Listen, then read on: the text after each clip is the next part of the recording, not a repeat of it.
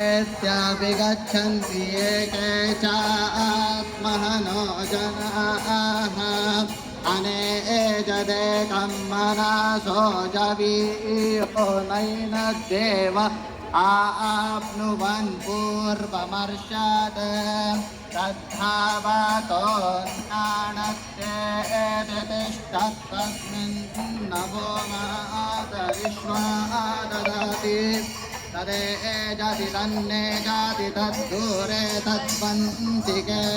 तदन्तरस्य सर्वस्य तदु सर्वस्यास्य बाह्यतः यस्तु सर्वाणि भूतान्यात्मैव भूद्विजानतः तत्र मोहः एकत्वमानुपश्यातः सपर्यागात् शुक्रमाकायमौ व्रणमस्नाविरक्को शुद्धमपापविद्धम् कविरमानीषेः पारिभो स्वायम्भूर्या आथा तच्चतुर्भान्व्याददाच्छा